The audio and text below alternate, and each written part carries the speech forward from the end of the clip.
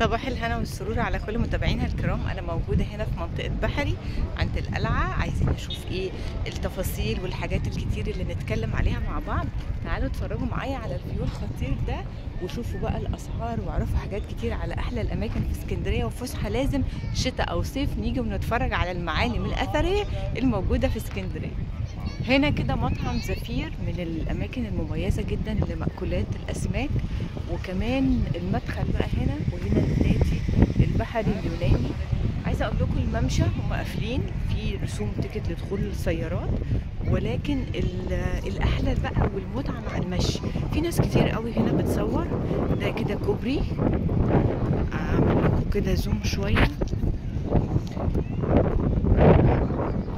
ده كده ممشى، اقرب لكم شويه.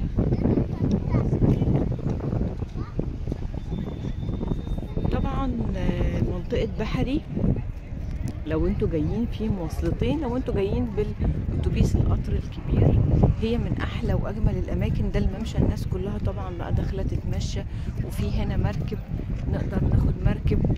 انا جيتها مره في الصيف كانت حر قوي، ما عجبنيش الاجواء. جيتها في الشتاء مره كانت حلوه. النهارده بقى قررت ان انا اصور. هنا قسم العلوم البحريه كده، مطعم زفير. عامله لكم ريفيو عليه من زمان جدا، لان انا من الاماكن اللي بحبها. تعتبر من احلى واقوى المطاعم هنا في اسكندريه. تمام، احنا كده هنفضل بقى ماشيين شويه لغايه ما نروح عند القلعه اهي. هنمشي بقى كده واحكي لكم بقى تاريخ انشاء القلعه، ونتكلم على حاجات كتير وسعر التذكره. ويا ترى مين بيحب اسكندريه؟ يكتب لنا في الكومنتات.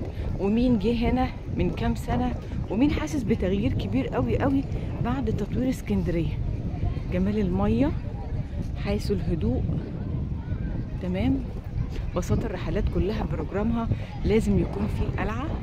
جيت مرتين، جيت مره كنت نازله مع رحله وكنا نازلين في جول سان ستيفانو. كان بروجرام الشركه كان حلو جدا بصراحه. تقدروا تيجوا لوحدكم عادي.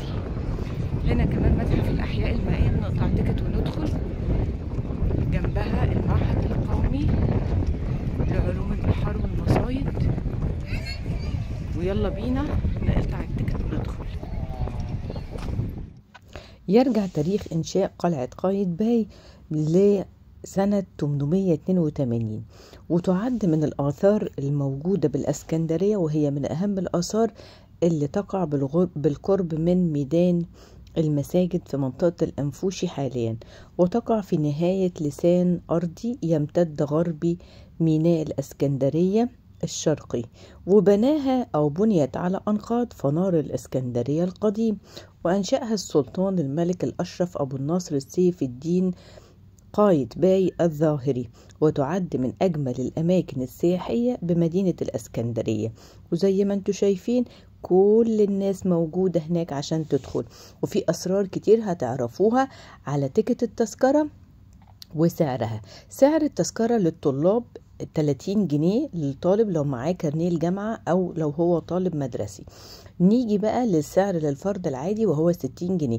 كل دول الناس الموجودين عشان تقطع التذكرة، وهنا بنقدر نحط التذكرة. بس في مفاجأة مذهلة، سعر التذكرة للفرد العادي زي ما قلت لكم 60 جنيه، والأول سن 60 سنة سواء راجل أو سيدة مجانا. يعني هندخل قلعة قايتباي لو احنا عندنا 60 سنة ببلاش. بس يلا ما تضيعوش الفرصة دي، كانت من احلى الحاجات اللي انا عرفتها. وكمان الدفع هناك فيز يا جماعة، مش كاش، مش بفلوس، لازم يكون معانا فيزا وعليها حساب عشان ندفع تيكت التذكرة.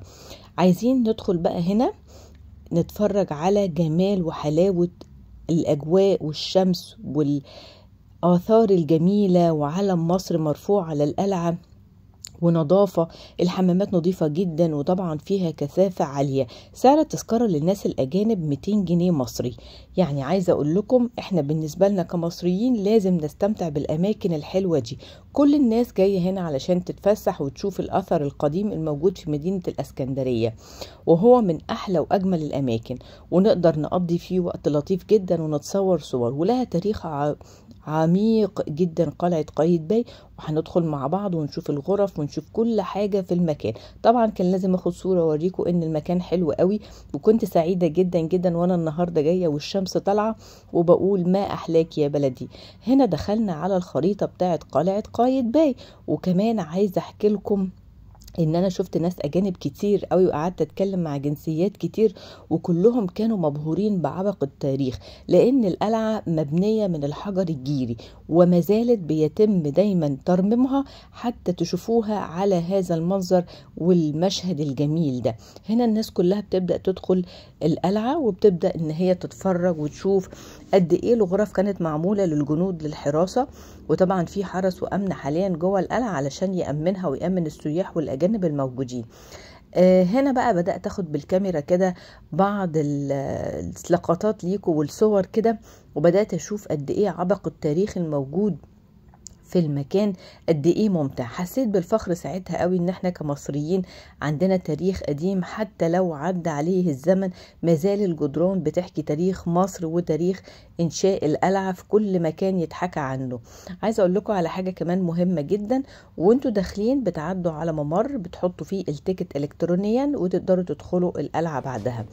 القلعة بتكون مفتوحة دايما من الساعة 8 صباحا وحتى الساعة 6 مساء، بس طبعا احلى الاجواء اللي انتوا تتفرجوا عليها في القلعة بتكون من الساعة 12 للساعة 4، ودي نصيحة. هنا الشبابيك بقى بدأت اتفرج على جمال القلعة كده وهي من تحت، وطبعا كل سنة بتختلف، لما باجي اشوفها بيكون في اختلاف شديد عنها في حاجات كتير. بحس كل مرة ان انا بستمتع بيها اكتر من المرة اللي قبلها، يعني بتبدأ تركز في التفاصيل والجدران والمشهد من فوق كده، بتحس فعلا ان انت كل مرة بتشوفه بوضوح عن المرة اللي بتزورها فيها قبل كده. يعني لو انت عندكم ولاد تقدروا تاخدوهم وهم طلبة وتدفعوا سعر التيكت 30 جنيه للطالب، اما بقى لو كنتم معدين سن ال60 فما تضيعوش الفرصة وروحوا ببلاش، هتدخلوا من غير ولا مليم. مصر فيها كل حاجة حلوة، وكمان لازم احنا نروح اذا كان بيجيلها السياح من اخر الدنيا. ده المشهد بقى والفيو من فوق كان غاية في الروعة. قعدت كده لحظات اقول يا على جمال المنظر والمشهد الجميل اللي انت تحس كده ان انت في حتة تانية في عروس البحر المتوسط مدينة الاسكندرية. يا ترى مين مجاش القلعة، ويا ترى مين جا وله ذكريات معاها؟ هنا هنحكي ونتحاكى حكايات كتير. حكاية لما كانوا الجنود بيكب عليهم الزيت من المدخل، وفي طبعا دوران كبير بيكبوا على الناس فيهم الزيت لما بيكون فيه هجوم. بصراحة كان دماغهم حلوة جدا. يعني أنا وأنا بقرأ كل حاجة موجودة جوه القلعة كان الجنود بيعملوها، حسيت قد إيه فعلا إحنا دماغنا حلوة، وقد إيه إحنا كمصريين شوفوا الجمال والروعة. ده كده فتحة اللي كانوا بيشوفوا منها المراكب والسفن لو هي جاية. هنا بقى سقاطة الزيت اللي انا بقول لكم عليها، اللي هي موجودة في الدور الاول، اللي بيرموا منها الزيت على الناس وهم داخلين. بجد بجد تاريخ القلعة ده جميل ومشرف جدا، والاحلى منه الاستمتاع بالوقت اللي انت تيجي تشوف حضارة بلدك. ما هو مش معقول تكون انت مصري وما جيتش الاماكن الجميلة دي، لا في الحقيقة لازم نروح وناخد ولادنا ونفتخر ونشوف كل الاثار. انا عايزة اقول لكم ان انا حسيت ان انا في الاقصر واسوان، لان الاثار هناك كانت فيها ريحة جميلة قوي قوي قوي. ده الماكت بتاع القلعة كله من بره، قعدت برضه اصوره لكم كده علشان اللي ما قدرش يجي او اللي ساكن بعيد او اللي صحته برضه مش قادر يجي حاليا يشوف ويستمتع بالمكان كأنه جوه المكان بالظبط. هنا ده الماكت، وقفت قدامه لحظات وبدأت ارفع كده الكاميرا واتفرج على الجدران، وحقيقي كنت كل ما بلمس حجارة منهم بحس قد ايه اللي بيعمل عمل وبيتقنه بيفضل موجود ومحفور، والناس كلها بتشوفه على مدار السنين مهما عدى العمر. نعمل جيدا ونجتهد وسيرى الجميع عملنا، من احلى المقولات اللي انا كنت برددها وانا موجودة في القلعة. مهما تجتهد وتعمل اكيد هتسيب اثر عند الناس، زي ما انتوا شايفين الاثار الجميلة دي. ده كل ده من جوه القلعة. الجو تحفة والاجواء كانت جميلة، وكنت حاسة ان انا سعيدة جدا جدا. بس خدوا بالكم السلالم بتوقع جدا، يعني وانا على السلالم كنت هطير كده، لان البسطة نفسها عالية شويتين. كان الله في عون الجنود اللي كانوا عايشين هناك. وده برضو شباك تاني جايب فيو جميل قوي للقلعة. انا هنا بدأت اصور لكم كل حاجة بحيث ان انتم ما يفوتكوش اي مكان من قلعة قايتباي. وزي ما قلت لكم بيكون في مكان بعيد باركينج لو انتوا عايزين تركنوا عربياتكم او تدخلوا وتقطعوا التيكت لو معاكم حد سنا كبير شوية. هنا بقى المكان اللي انا حكيت لكم عليه برضو التاني، وزي ما انتوا شايفين في كده اشارات بتنور. صورت لكم كل حاجه من جوه القلعه. اتمنى اكون ان انا اوفيت واستفدت ليكم بشرح القلعه بشرح جيد، وتكونوا اتبسطتم وكنتوا مستمتعه جدا جدا من عبق التاريخ قلعه قايتباي الموجوده في منطقه بحري بالاسكندريه.